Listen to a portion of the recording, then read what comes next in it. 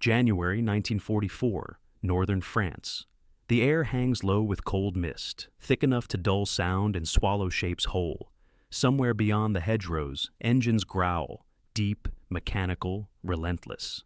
German tanks move forward in slow, deliberate lines, their treads chewing into frozen earth, their steel hulls dark and unbothered by the small arms fire snapping uselessly off their sides. Infantry press behind them, boots soaked, weapons clenched, eyes trained forward toward a war that no longer pauses. And then, out of the fog, it appears, small, open, and absurdly fragile in the face of armored giants. A jeep. Its engine hums unevenly as it slips between ditches and shattered fence lines, its silhouette barely rising above the fields. To the men inside the tanks, it looks like nothing at all. A courier's car. A scout. A mistake straying too close to death. It passes unnoticed at first. Then it stops. And in the silence that follows, something shifts. Flames will soon rise where steel once moved. Smoke will mark the route this little machine took through history. And the illusion of invincible armor is about to disappear forever.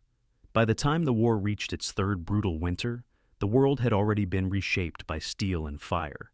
In September of 1939, Germany crossed into Poland with a speed and violence that stunned military planners across every continent. Armored spearheads tore through defensive lines that had taken years to prepare. Infantry followed behind tanks that moved faster than men had ever marched. Aircraft roared overhead, isolating whole armies before a single battle line could even be drawn. The strategy had a name: Blitzkrieg, lightning war. And it worked not through singular genius, but through the terrifying simplicity of motion. Germany did not aim to win through attrition. It meant to collapse entire fronts in days, not years. And in those opening months, the method appeared unstoppable. Within 8 months, Denmark and Norway fell. Holland followed, then Belgium. In May 1940, German armor reached deep into France, while Europe still struggled to understand what had happened to Poland. Armies that had prepared for World War I were fighting a war that no longer existed. French and British defenses had been built on the assumption that lines would hold, that tanks would advance slowly, and that breakthroughs would be rare. Instead, the Germans did not strike the strongest points of defense. They went around them. Tanks did not support infantry. Infantry raced to keep up with tanks. Supply columns were no longer rear assets. They were frontline engines of war. Speed was not an advantage. It was the weapon. In weeks, Paris was abandoned. In a single armistice signing, one of the most powerful armies in the world was removed from the war. And across the English Channel, Britain prepared for an invasion it could not physically stop. German tanks now rested less than 30 miles from English soil. If the Luftwaffe gained control of the skies, the panzers would simply roll across the beaches and finish what the Blitzkrieg had begun. What unnerved Allied intelligence most was not only German momentum, but German belief. The Wehrmacht had come to trust its machines absolutely. Their armored divisions had humiliated the military doctrines of entire nations. In Poland, fast-moving tank columns shattered static defenses. In France, German generals cut deep into the interior, faster than French command could react. The result was psychological as much as tactical. German tank crews did not see themselves as vulnerable. They saw themselves as unstoppable. The numbers reinforced the perception. Germany fielded thousands of armored vehicles by mid-1941, supported by direct radio communications, combined arms tactics, and instinctive coordination between air and ground forces. Their tanks were not always technologically superior, but they were faster to deploy and harder to kill than anything the Allies could put in the field at the start of the war. Battles were no longer won by lines, they were won by movement. When Germany launched Operation Barbarossa against the Soviet Union in June of 1941, more than 3 million Axis soldiers surged eastward. Again, the tanks led the way. Entire Soviet formations were annihilated before they could retreat. Cities fell. Railways vanished under shell fire. For weeks, it appeared that nothing could stop German armor. Not forests, not rivers, not distances so vast they swallowed whole divisions. By December, German tanks reached the outskirts of Moscow. And yet, despite this mechanized image of unstoppable steel, there was a hidden weakness in the war Germany was fighting. Tanks were powerful. They were loud. They were visible. They moved with terrifying speed, but they were blind to what lay close to the ground, in forests, in alleyways, in ditches. Tanks could dominate open ground, but they struggled in villages, in cities, in low hedgerows. And German commanders would eventually learn what they had not yet experienced. The deadliest threat to a tank was not another tank. It was a man who could get close enough. The early war years exposed a central flaw in Allied thinking. Infantry were trained to fear tanks, not fight them. Without heavy weapons, soldiers were forced to scatter or dig in and pray the steel would pass overhead.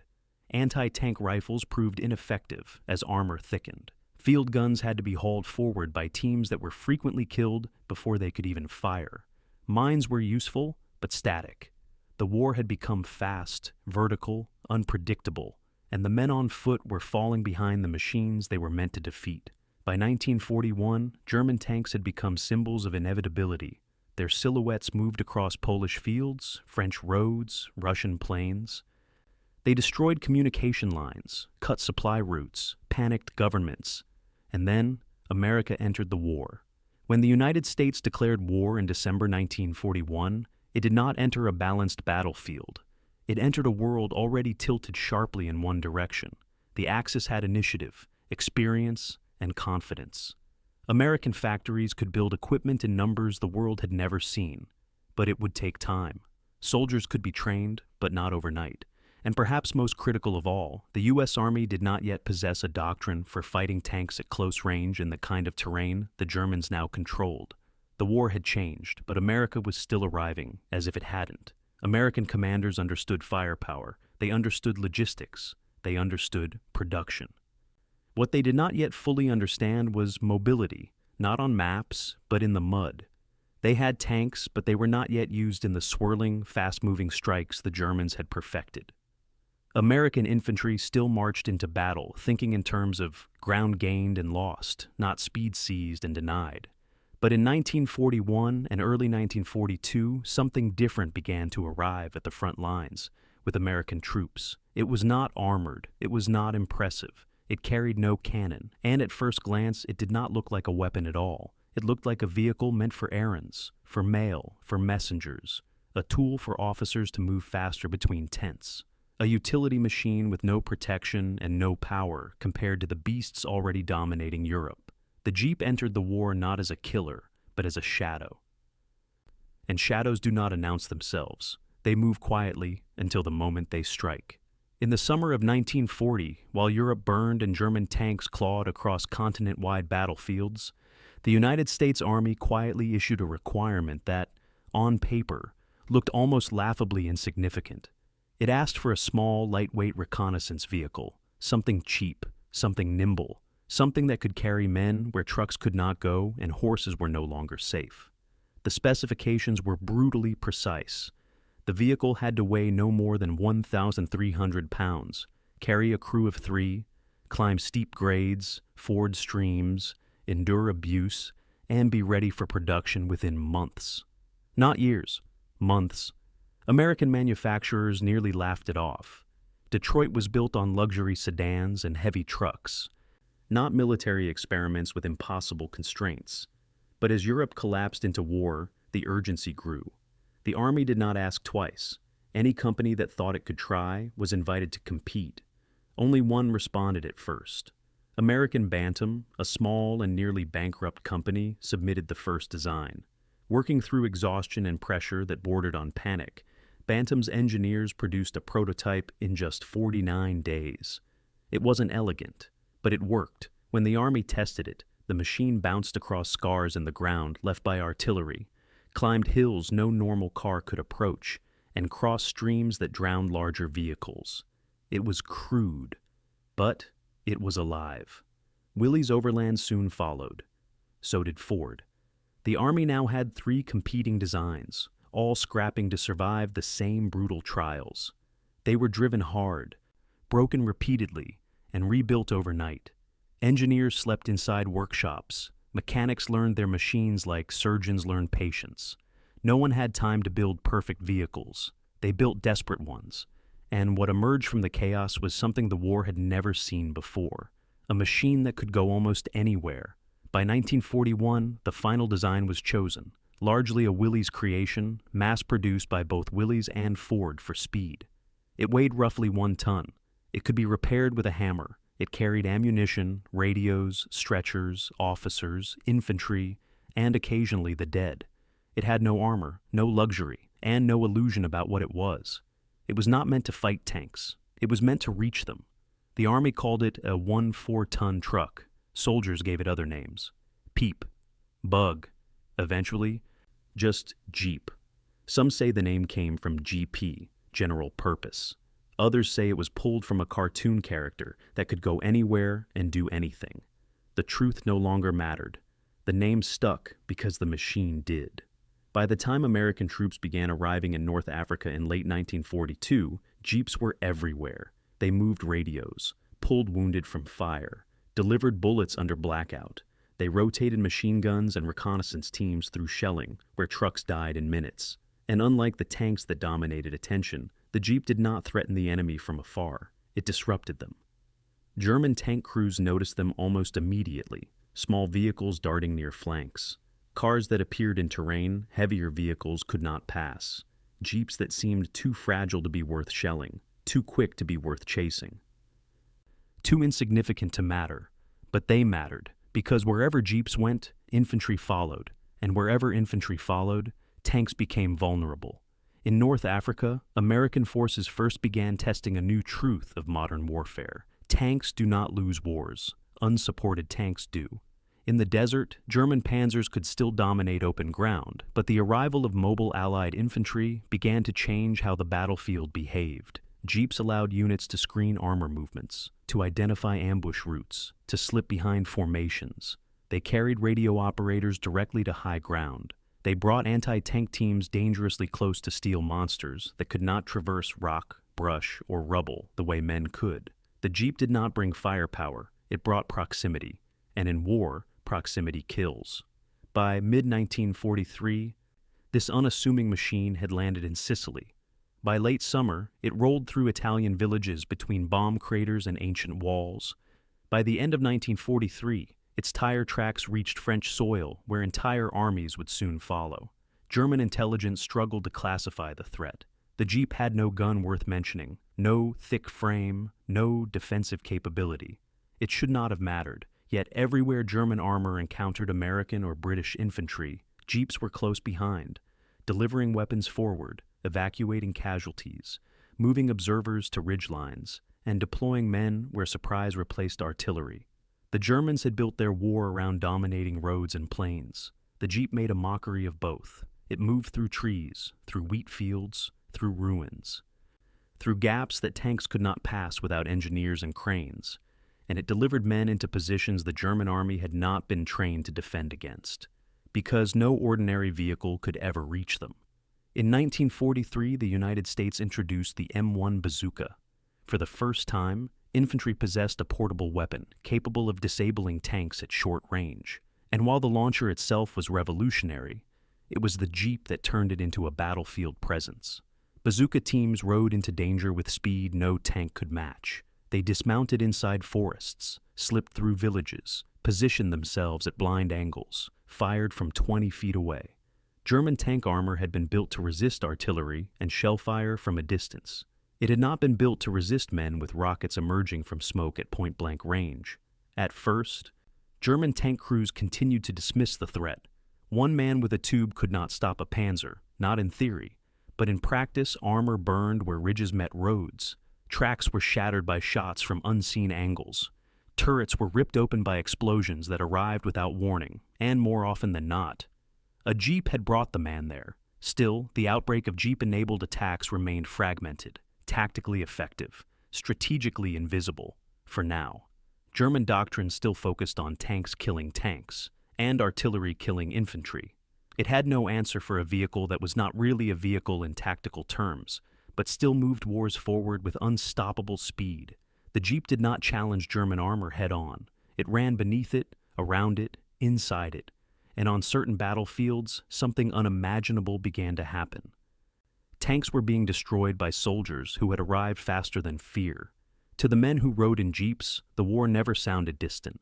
There were no steel walls to mute explosions, no thickness to the doors, no illusion of safety behind heavy glass. There was wind, dust, rain, and the constant vibration of an underpowered engine straining to pull its small load closer to danger. In a jeep, war arrived without warning and without insulation. Rifles rattled in racks beside exposed knees. Ammunition boxes thumped against metal floors. Radios crackled inches from ears already half-deaf from shell fire. The jeep offered mobility, but it demanded alertness in return. One wrong turn meant artillery. One stalled engine meant death. Soldiers learned quickly that the jeep made no promises. It did not save lives the way helmets did. It did not intimidate the enemy the way tanks did. What it did was deliver men into the exact center of ruin and expect them to survive on their feet. Infantry units began to rely on jeeps like lungs rely on air. Resupply became faster. Evacuations became possible under fire. Positions that once took days to reach were now accessible in minutes. But the jeep also changed how men fought. They no longer advanced in straight lines. They moved in unpredictable arcs. They dismounted behind hedgerows, behind trees, behind wrecked trucks. The jeep allowed infantry to avoid roads and appear where German defenders were not expecting enemies at all. Soldiers learned to trust its engine the way they trusted their boots. When the clouds dropped low and artillery found its targets, they would race blind through smoke, relying only on memory and momentum. In North Africa and Italy, young Americans sat in jeeps wondering if their thin bodies could survive the first real glance of incoming fire. In France, veterans leaned over steering wheels and told replacements where to crouch when shells burst close. There were no medals for driving, no monuments to transportation, but every soldier who rode one knew the truth. The jeep was not carrying men into war. It was carrying war into places tanks could never reach, and that meant, sooner or later, it would carry them into fire no armor could shield them from. Angle 2, the German tank crew. Inside a German tank, the world felt different. Steel-insulated men not only from bullets, but from doubt. Engines hammered through frames thick enough to shrug off rifle fire like rain. Turrets rotated with mechanical certainty. Crews trusted instruments more than instinct. Their war was one of optics, coordinates, and commanding firepower. Where they pointed their cannons, the earth obeyed. German tankers were not ignorant men. They were tacticians and technicians. They understood armor. They understood vulnerability. They feared Allied aircraft and rival tanks. They respected artillery. But the jeep looked like nothing. It did not roar. It did not loom. It did not announce itself on hillsides with barrels the length of telephone poles. If German crews noticed it at all, it was with annoyance. The way one notices a messenger crossing a street, a courier dodging chaos, a staff officer's ride between headquarters. No one assigned kill priorities to a jeep. A tank commander scanned open ground for enemy armor. A gunner calculated angles against ridgelines. A loader prepared shells for machines that could fight back. And the jeep did none of those things. The German idea of danger was mass and momentum. A single man with a rifle did not frighten a panzer crew. Even squads of infantry without weapons beyond rifles and grenades were dismissed. Tanks existed beyond them psychologically as much as physically, but that belief came at a cost. German doctrine assumed infantry would flee tanks. What it did not predict was infantry hunting them. In Italy, tank crews learned the new reality in valleys where tracks became liabilities. In Finland, soldiers slipped through forests to bring fire to vulnerable sides. In Normandy, hedgerows swallowed dominant vehicles whole. And in every theater, the jeep made it worse. Not through force, but through ignorance. Jeeps never stayed long. They appeared at unexpected edges of battles. They paused just long enough to dismount men into shadows. Then, they vanished again. German crews would later describe hearing engines and assuming retreat. But when they advanced, there were rockets waiting instead of fear. Tanks were disabled without warning. Crews bailed out under fire they never saw coming. Oil burned inside turrets that had once felt untouchable. To German tankers, the jeep remained insignificant in silhouette, but devastating in consequence. It was not the machine they feared. It was how it allowed men to arrive unseen. Angle 3, the tactical weapon. Nobody classified.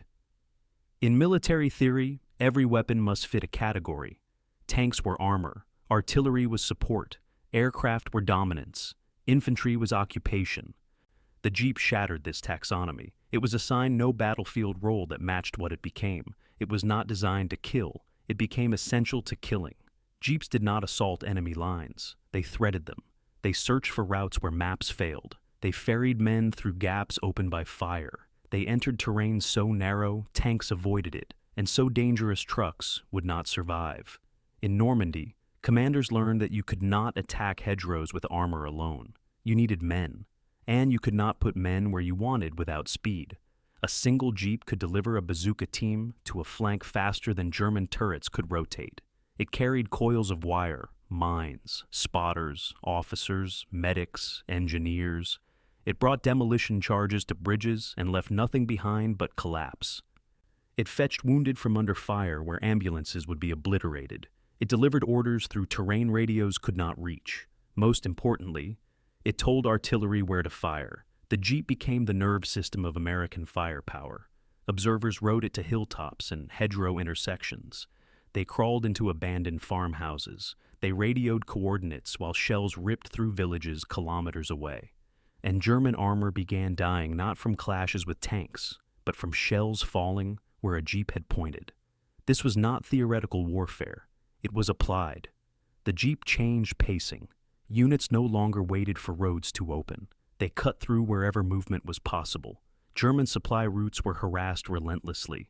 Fuel convoys were hit by units that had arrived hours faster than intelligence expected. And through it all, the Jeep remained visually unchanged, still small, still quiet, still overlooked. And in warfare, what is overlooked often proves deadliest. Because while German tank commanders were training guns on Sherman's silhouettes, a Jeep was already placing death behind them. By 1943, the battlefield had become a contest, not just of machines, but of access. Tanks were no longer rare marvels. They were fielded by the thousands. Aircraft darkened skies. Artillery reshaped hills into bare bone. But, for all the metal now dominating war, its weakest point remained human. A tank could travel miles without pausing. Its crew could not. A tank engine could climb slopes and punch through barricades. Its vision could not see through hedges. The arrival of handheld anti-tank weapons changed everything, not suddenly, not theatrically, but permanently. The M1 bazooka entered service quietly. 2 tubes connected by wires, rockets that hummed when they flew, explosions that burned where steel thought it was thickest. Early models were imperfect, unreliable, sensitive to weather, but they worked when they mattered, and they needed proximity. A bazooka fired from hundreds of yards away did nothing. A bazooka fired from 30 feet destroyed legends. The Jeep carried those men. It transported teams of 2 into blind spots, dropped them behind wrecks, in ditches, in shallow woods that tanks could not enter without exposing sides. It taught commanders something dangerous and beautiful at the same time. The battlefield no longer belonged only to whoever had the biggest guns. It belonged to whoever arrived first. By late 1944, German armor had responded with heavier plating, Zimmerit coatings, side skirts, defensive machine guns, but the terrain no longer allowed clean duels. Normandy's hedgerows forced armor to move slowly. Italy's mountains turned tanks into expensive burdens. In the Ardennes, weather and forests erased visibility. Technology did not break the German tank corps. Environment did. And the Jeep exploited it better than any vehicle in the war. German tank design still prioritized frontal engagements. The Jeep brought war sideways. German weapons still counted on distance. The Jeep delivered men inside that distance. German tanks were built to kill armor. The Jeep made them fight ghosts. Angle 5, commanders who learned. Faster Eisenhower, Bradley, Patton, none of them worshipped the Jeep at first. To high command, it was logistics, transport, mobility. It was useful, not revolutionary. But in war, revolution doesn't always wear insignia. It rides quietly. Dwight Eisenhower would later call the Jeep one of the tools that won the war. Not a dramatic statement, a measured one. And behind the understatement was understanding. Command did not just rely on tanks and soldiers. It relied on speed. Patton understood this faster than most. He believed warfare had become motion, not lines, not trenches, motion. Under Patton, jeeps became extensions of command itself. They carried generals forward into fire, observers into chaos, engineers toward bridges and artillery toward breakthroughs. He did not wait for reports to arrive. He drove to where they were unfolding. German command structure, by contrast, relied heavily on radios and hierarchy. When those systems were disrupted, units froze, orders waited, opportunities vanished. The jeep reduced waiting to dust. Messages arrived in minutes instead of hours. Reinforcements appeared at moments Germany thought secure. Commanders stood on front lines inside open vehicles because delay had become more dangerous than exposure. Rommel himself noticed it in Africa. His famous frustration with Allied mobility was not about tanks. It was about movement he could not predict. He described opponents appearing where maps said nothing could pass. Communication lines mysteriously severed, units dissolving not under bombardment, but under isolation. The jeep did not destroy divisions. It untied them. Angle 6, the moral weight of burned steel. There was nothing clean about how the jeep enabled killing. When a tank burned, it burned with men inside. Those men had families, photographs, names. The jeep never fired the rocket.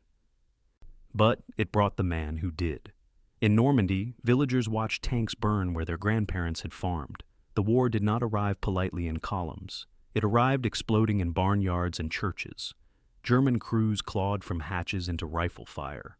American soldiers learned to stop shooting only when silence returned. There was no triumph in it, only exhaustion. For the infantryman riding a jeep toward danger with a bazooka between his knees, bravery was not loud. It was quiet resignation. He knew armor would not protect him. He knew the machine beneath him carried no shield.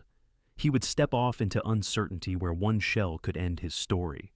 For the tanker hearing the impact and smelling gasoline, disbelief came first, then heat, then darkness. Neither man saw glory. They saw survival. And somewhere between them, unarmored, underpowered, unafraid, the jeep crossed the space war had never measured correctly, not as a weapon, but as a consequence. June 1944 did not arrive gently in France. It came on a gray morning over gray water, with engines rumbling beneath a sky clogged with aircraft and parachutes blooming like brief, white blossoms of war. When Allied boots finally struck the beaches of Normandy, they did so beneath a storm of steel. Machine gun nests raked landing craft. Mortars fell between men who had not yet stood upright. Bodies disappeared into surf, already darkened by oil and blood. The invasion of Europe was not a moment. It was an ordeal. And the moment American troops climbed the shingle and moved inland, they discovered that Germany had prepared not one battlefield, but thousands. Beyond the beaches waited Normandy's farmland. And Normandy's farmland did not behave like land anywhere else on Earth. For centuries, French farmers had built thick earthen hedgerows to divide small fields. Logs reinforced with soil, roots intertwined for generations. Stone and brush binding everything together into barriers taller than men and strong enough to stop vehicles cold. These hedgerows, bocage, turned every open area into a trap and every path into a funnel. German defenders vanished behind green walls that swallowed sound and movement alike. Tanks could not push through without exposing their underbellies. Infantry could not advance without becoming targets. The Blitzkrieg had relied on speed. Normandy strangled it. American armored divisions found themselves caged by foliage. German anti-tank gunners perched in unseen kill zones. Roads became predictable. Fields became lethal. Every advance slowed to a crawl. Theoretical maps became worthless. Hedge by hedge, field by field, men were forced to fight without seeing the enemy before the killing started. And yet, something improbable occurred among all that confusion. The jeep thrived. Where tanks stalled and trucks burned, jeeps slipped through on paths carved by livestock rather than armies. They crossed shallow streams without waiting for bridges. They moved under cover where larger vehicles could not conceal themselves at all. Jeeps carried engineers forward to blast new exits through hedgerows. They ferried wounded out where ambulances could not reach. They delivered bazooka teams into green tunnels tunneled through centuries of dirt and root. German tank units attempted to maneuver between hedgerows like they had in Poland and Russia. But Normandy did not allow sweeping movement. It allowed ambush, And those ambushes now had transportation. A tank pushing through bocage exposed its underside. A panzer turning in a narrow lane revealed its flank. And in the narrow passages between roots and stone, American soldiers waited, placed there by jeeps that retreated as quietly as they had arrived. Bazooka teams learned new mathematics. You did not fire when you saw steel. You fired when steel passed. The jeep delivered men behind armor's gaze. It taught soldiers to move sideways through a battlefield the enemy still viewed forward. And when the shot came, it came from meters away. Tanks did not survive that distance. German tank commanders quickly realized Normandy was killing them differently. Losses mounted not from Sherman duels, but explosions from invisible angles. Tanks burrowed into hedgerows for protection, but trees became coffins, leaves hid launchers, roads turned into corridors of death. The Allies adapted faster. They did not mass armor, they threaded men. In the middle of June, engineers welded steel spikes, rhino tusks, to Sherman fronts to tear through hedges. But before that solution spread, it was the jeeps that still carried the war through gaps commanders never planned to fight in. A critical shift occurred quietly. German commanders stopped seeing the jeep as baggage. They began seeing it as a warning. Whenever a jeep was spotted near lines, infantry was assumed to be close behind. Every small vehicle meant artillery might soon follow. Every two-man team might bring rockets into sightless terrain. In one after-action report, German officers remarked that Allied forces seemed to appear without method of approach, which meant without warning. In July, Operation Cobra shattered portions of German defense with overwhelming air and artillery. The hedgerow war broke open into fluid ground once more, and as Allied armor poured through gaps created by bombs and bodies alike, jeeps were there first. They scouted crossroads. They marked ambush zones. They guided armor into corridors carved from chaos. German retreat did not begin as a clean movement. It fractured. Divisions fell out of contact. Fuel columns were hit by small units that shouldn't have been mobile enough to interfere with tanks. But they were, because they rode in something that should not have mattered, and did. As the Allies surged from Normandy into France, tank after tank littered roadsides. Some destroyed by aircraft, some by artillery, and many by men who had climbed off a jeep with a tube on their shoulders. The illusion of invincibility died in hedgerows, slowly, burning. By the winter of 1944, the Western Front had become a map of exhaustion. France had fallen behind the Allies in great swaths, but Germany was not finished. The Reich pulled back not in surrender, but in fury. While American and British troops advanced toward the German border, German command was preparing something desperate, an offensive fueled by last reserves, thin promises, and one final illusion, that armor could still decide the outcome of the war. In December, the Germans struck through the Ardennes forest. It was a gamble of staggering proportions. Hitler's plan depended on surprise, speed, and the belief that American resistance would crumble beneath a renewed armored assault. The forests were thought impassable to massed attack, a natural shield against mechanized movement. But German divisions had trained to move through it. They launched through fog and snowfall so thick Allied air power was grounded. For a moment, the old magic returned. German tanks cut a deep bulge into the Allied line. Entire American units were overrun, roads clogged with refugees and wounded. Fuel depots exploded. Panic flickered across command structures that had begun to believe in total victory, and in the center of it all, jeeps were driven both into and out of hell. The Ardennes did not reward speed, it demanded endurance. Snow froze engines, fuel gelled in lines, men wrapped hands so tightly in cloth they lost feeling for weeks. Visibility collapsed into nothing more than shadow and noise. German tanks rolled through American positions that had not yet been fortified. Confusion multiplied with every mile of advance. But confusion is a double-edged weapon. The same fog that blinded Allied aircraft also blinded German columns. Road junctions became traps. Marshes swallowed vehicles whole. Units lost contact not because of enemy action, but because nature itself erased direction. And this is where the jeep returned, not as transport, but as necessity. Heavy trucks failed in snow-packed forests. Tanks bogged. But the jeep moved. It skidded, fought inertia. crawled where engines larger than houses stalled. American command began issuing orders not by radio alone, but by physical movement, officers riding into danger to regain fracture points in the line. Jeeps ferried ammunition into besieged pockets. They dragged wounded through snow under fire. They carried coordinates back to artillery before German columns could reposition. And they once again brought bazooka teams into places tanks believed safe. In the frozen woods near Bastogne, German tanks pushed toward trapped American forces with confident momentum, but forests compressed movement into absolute vulnerability. Every turn was narrow. Every clearing became potential final ground. Tracked vehicles could not pivot like men. Turrets were blind behind trees, and men who arrived on foot and via jeep knew it. Bazooka teams deployed from jeeps, crawled deep into icy tree lines, and waited. German tanks advanced on known roads. The shots came from directions the armor was never designed to protect. Steel cracked under cold and pressure. Fuel ignited under metal. Crews abandoned vehicles where silence returned too quickly. German momentum slowed, then stuttered, then froze. Bastogne did not fall, and when clouds finally lifted, Allied aircraft returned like a verdict long delayed. The Ardennes offensive bled itself dry against Allied resistance, weather, and the same fatal problem Germany had never solved. Tanks do not rule alone. They require landscapes to obey them, and the Ardennes did not.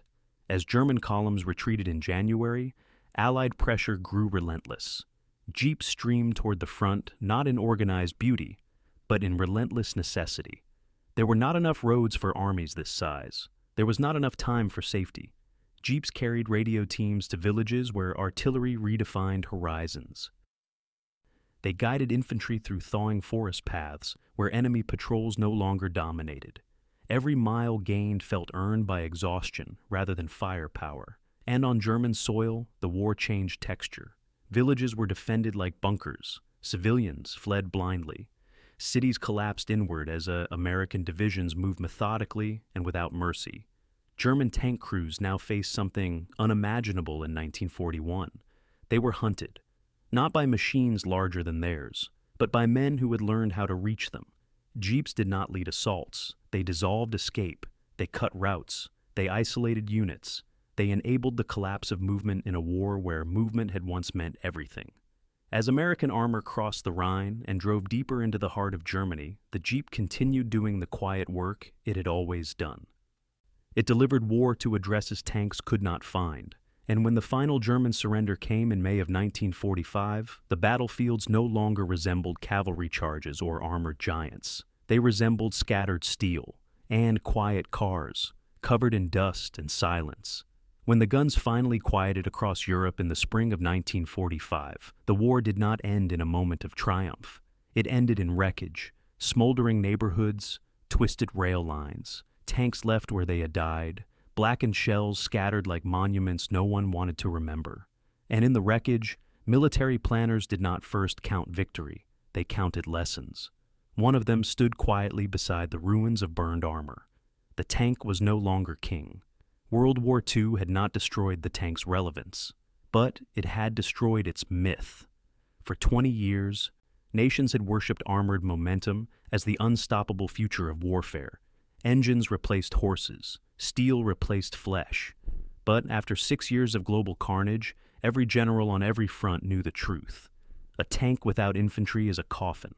The Jeep played a central role in this realization, not by accident, but by exposure. It exposed how vulnerable heavy machines were to proximity, how blind they were to shadows, how dependent they were on terrain obeying their design. Tanks needed space, sight, and supply. The Jeep took those things away. Infantry doctrine changed permanently. After the war, soldiers were never again trained to simply endure armor. They were taught to destroy it.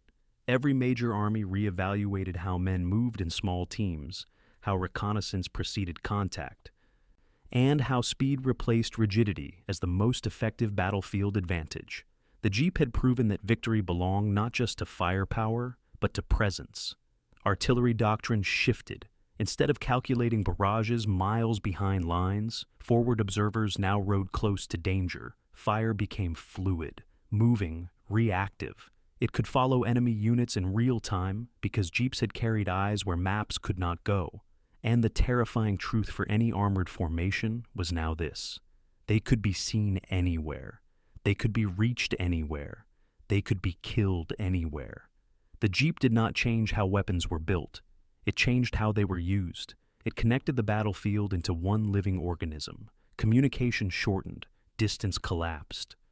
The jeep was the first vehicle to truly erase space in modern war between decision and destruction, and German commanders had experienced the cost of underestimating it. Their tanks were formidable. Their doctrine had been revolutionary, but neither could adapt fast enough to counter men who now arrived where no doctrine had ever prepared them to fight. German records from late 1944 and 1945 reveal a disturbing trend. Vehicles destroyed not by tank fire, but by infantry weapons. Panzers abandoned not for lack of ammunition, but for lack of safety. Units immobilized not by force, but by fear of ambush. In the end, German armor did not vanish in a blaze of heroic resistance. It vanished in isolation.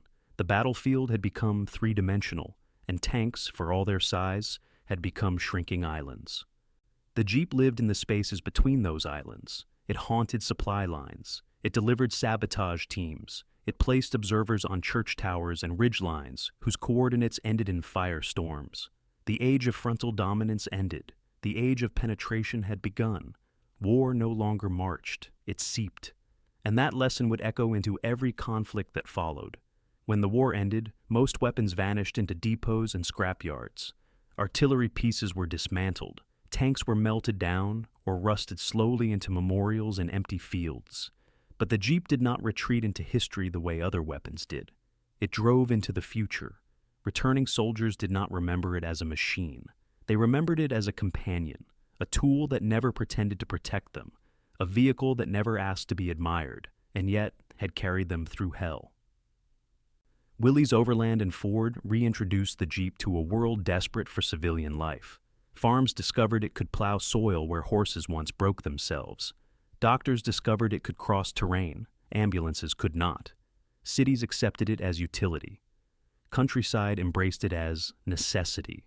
And without ceremony, the jeep became one of the rare weapons of war that did not terrify when it returned. It helped rebuild what war had crushed.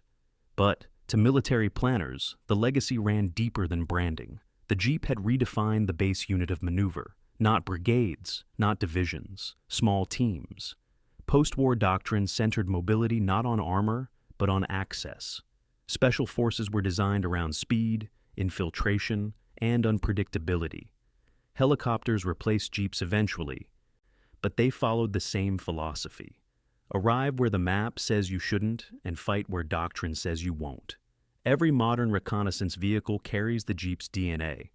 Every rapid deployment force owes it a debt. The jeep's simplicity became its blueprint.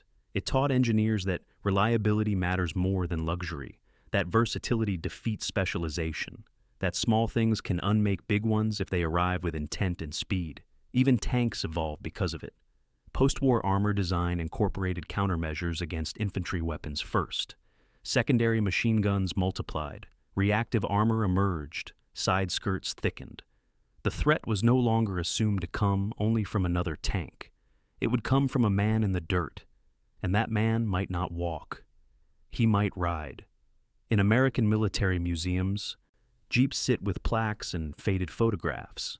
Children climb into them for pictures. Parents smile at machinery that once crawled through gunfire.